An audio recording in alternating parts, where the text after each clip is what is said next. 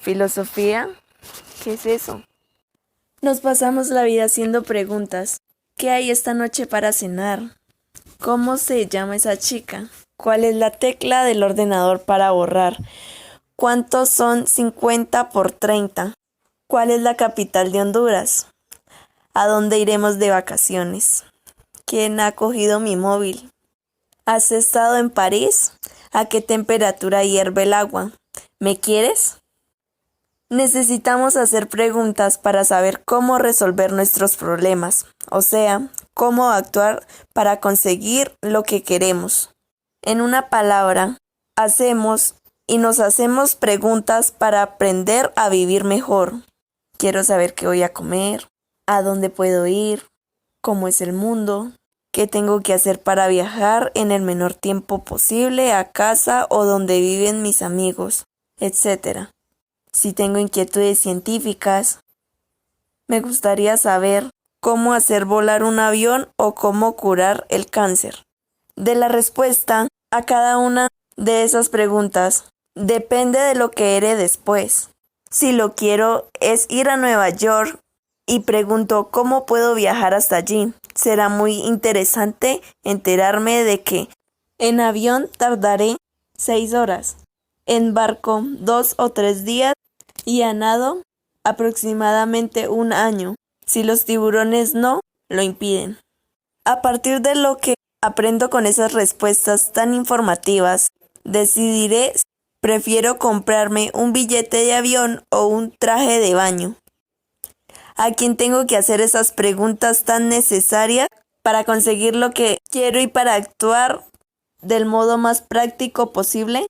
Pues deberé preguntar a quienes saben más que yo, a los expertos en cada uno de los temas que me interesan, a los geógrafos si se trata de geografía, a los médicos si es cuestión de salud, a los informáticos si no sé por qué se me bloquea el ordenador, a la agencia de viajes para organizar lo mejor posible mi paseo por Nueva York, etcétera, etcétera. Afortunadamente, aunque no ignore muchas cosas, estamos rodeados de sabios que pueden aclararnos la mayoría de nuestras dudas. Lo importante es acertar con la persona a la que vamos a preguntar, porque el carpintero no nos serviría de nada en cuestiones informáticas ni el mejor entrenador de fútbol. Sabrá quizá aclararnos cuál es la ruta más segura para escalar el Everest. De modo que la primera pregunta, anterior a cada una de las demás, es: ¿quién sabe más de esta cuestión que me interesa? ¿Dónde está el experto que puede darme la información útil que necesito? Y en cuanto lo tengamos localizado, sea en persona, en un libro, en Wikipedia o como fuere, a por él sin contemplaciones, hasta que suelte lo que quiero saber. Como normalmente pregunto para saber qué debo hacer, en cuanto conozco la respuesta, me pongo mano a la obra, y la pregunta en sí misma deja de interesarme. ¿A qué temperatura hierve el agua? Pregunto, porque resulta que quiero cocinarme un huevo para desayunar. Cuando lo sé, pongo el microondas a esa temperatura y me olvido de lo demás. Y luego me como el huevo. Solo quiero saber para actuar. Cuando ya sé lo que debo hacer, tacho la pregunta y paso a otra cuestión urgente. Pero, ¿y si de pronto se me ocurre una pregunta que no tiene nada que ver con lo que voy a comer, ni con mis viajes, ni con las prestaciones de mi móvil, ni siquiera con la geografía, la física o las demás ciencias que conozco? Una pregunta con la que no puedo hacer nada y con lo que no sé qué hacer. Entonces, ¿qué? Vamos con otro ejemplo, para entendernos o liarnos un poco más. Supón que le preguntas a alguien qué hora es. Se lo preguntas a alguien que tiene un buen reloj, claro. ¿Quieres saber la hora porque vas a coger un tren o porque tienes que poner la tele cuando empiece tu programa favorito o porque has quedado con los amigos para ir a bailar? Lo que prefieras. El dueño del reloj estudia el cacharro que lleva en su muñeca y te responde. Las 6 menos cuarto. Bueno, pues ya está. El asunto de la hora deja de preocuparte, queda cancelado. Ahora lo que te importa es si debes apresurarte para no llegar tarde a tu cita, al partido, al tren. O si aún es pronto y puedes echarte otra partida de PlayStation. Pero imagínate que en lugar de preguntar, ¿qué hora es?, se te ocurre la pregunta, ¿qué es el tiempo? Ay, caramba, ahora sí empiezan las dificultades. Porque, para empezar, sea el tiempo lo que sea, vas a seguir viviendo igual. No saldrás más temprano ni más tarde para ver a los amigos o para tomar el tren. La pregunta por el tiempo no tiene nada que ver con lo que vas a hacer, sino más bien con lo que tú eres. El tiempo es algo que te pasa a ti, algo que forma parte de tu vida. Quieres saber qué es el tiempo porque pretendes conocerte mejor, porque te interesa saber de qué va todo este asunto, la vida, en el que resulta que estás metido. Preguntar ¿qué es el tiempo? Es algo parecido a preguntar ¿cómo soy yo? No es una cuestión nada fácil de responder. Segunda complicación. Si quieres saber qué es el tiempo, ¿a quién se lo preguntas? ¿A un relojero? ¿A un fabricante de calendarios?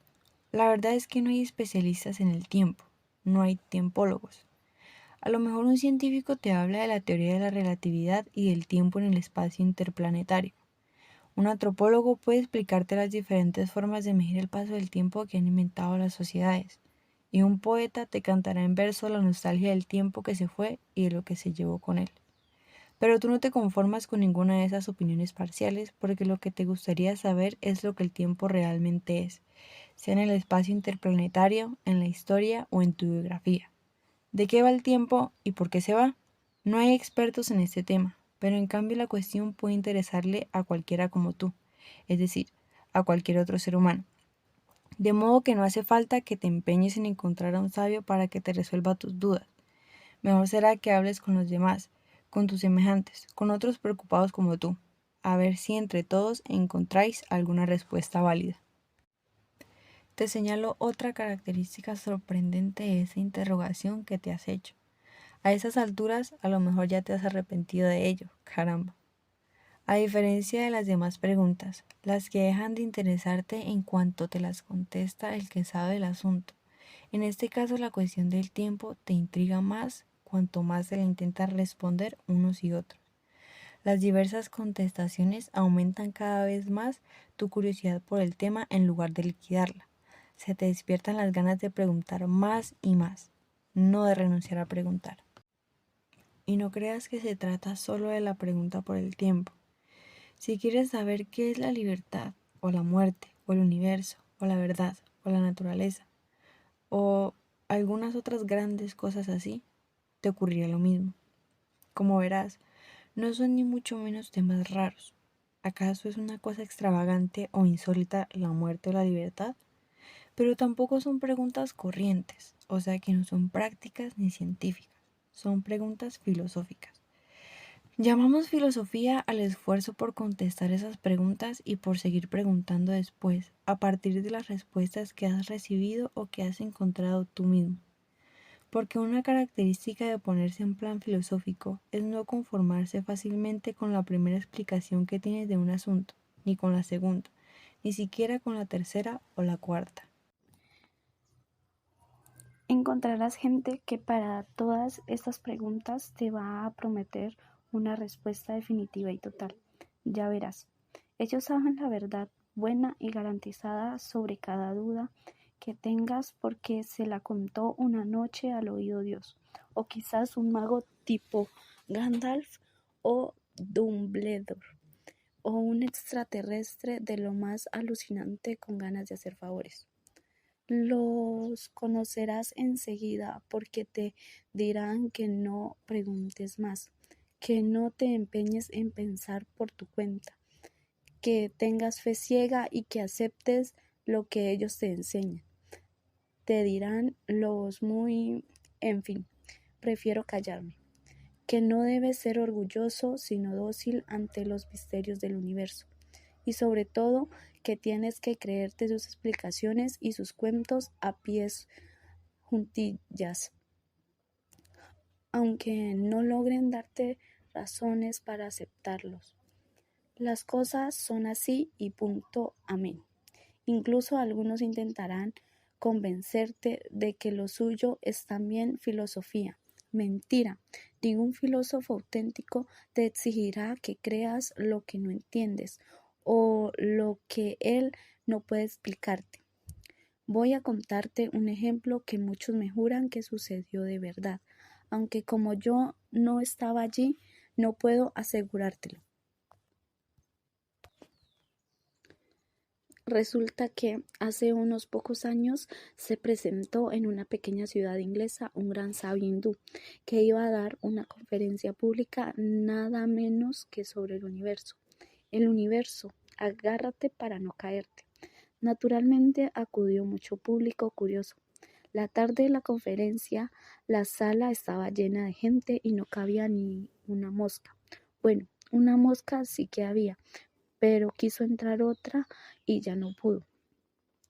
Por fin llegó el gurú, una especie de fakir de lujo que llevaba un turbante con pluma y todo, túnica de colorines, etc.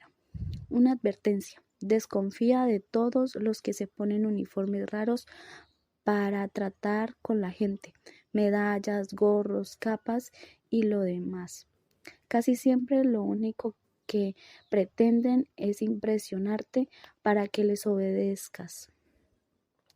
El supuesto sabio comenzó su discurso en tono retumbante y misterioso. ¿Queréis saber dónde está el universo? El universo está apoyado sobre el lomo de un gigantesco elefante y ese elefante pone sus patas sobre el caparazón de una inmensa tortuga.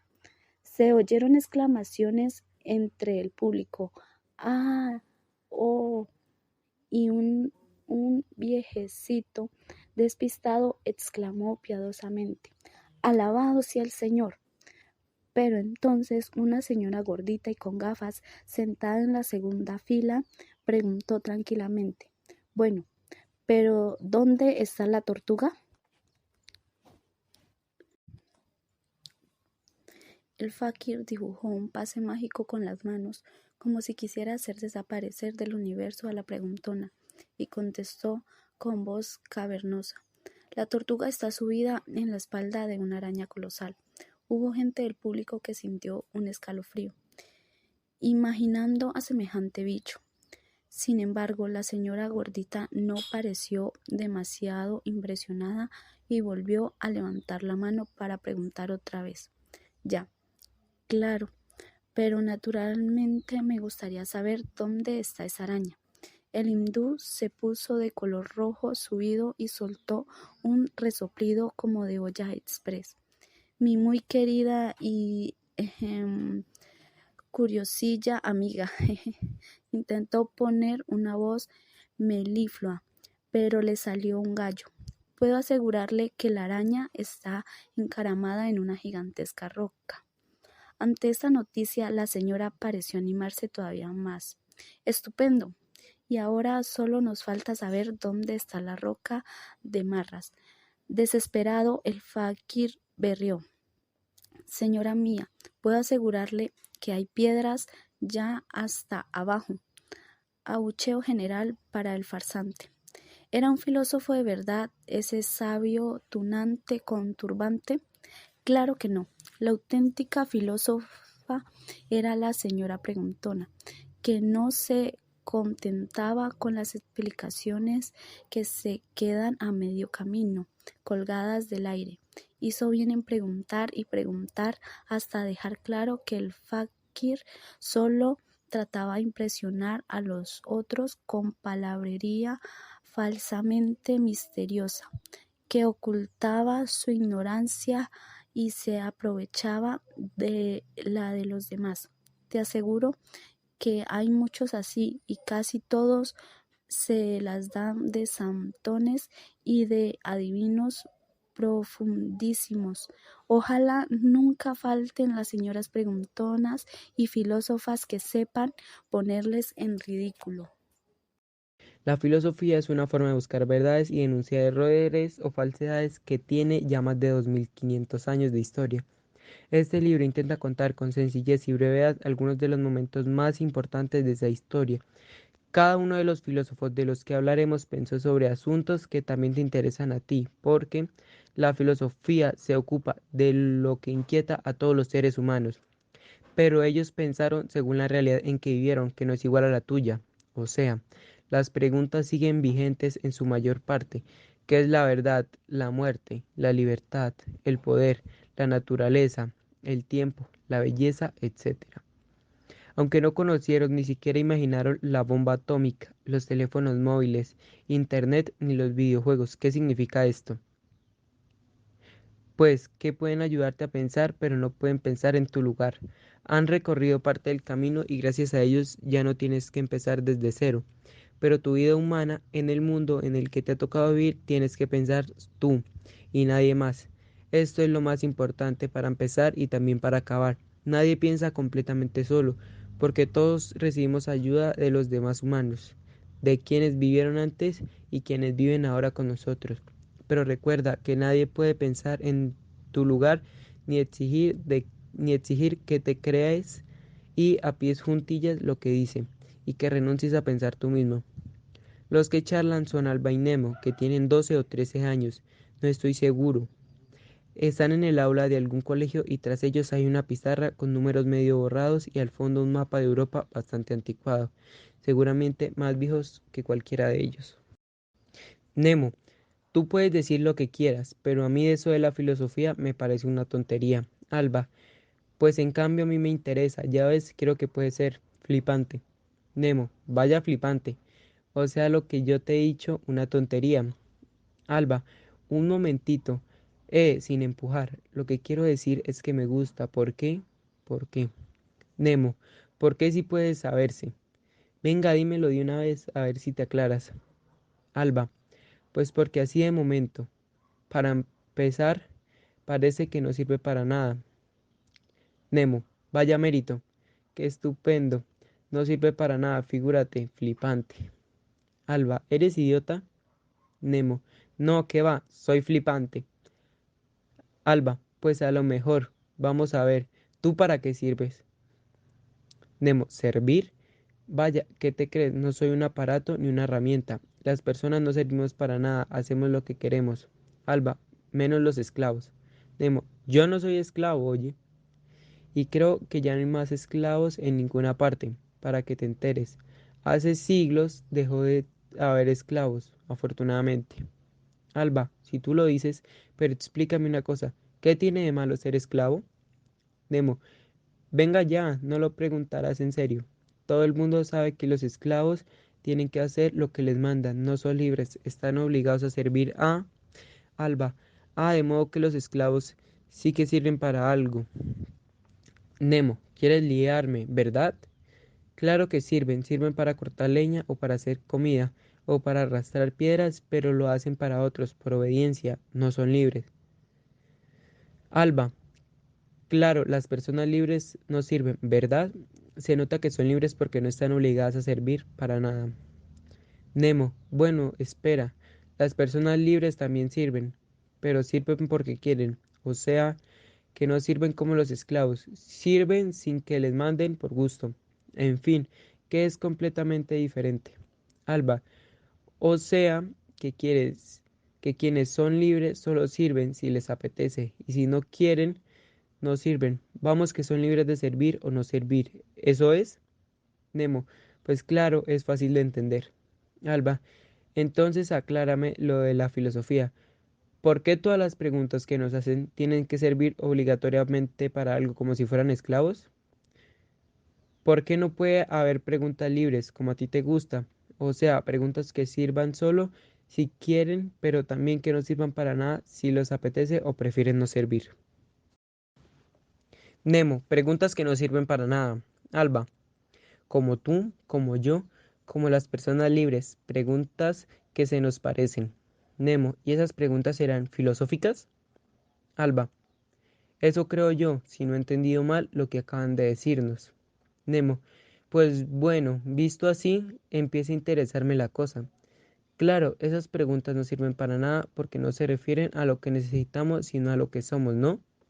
Alba, ya lo vas cogiendo.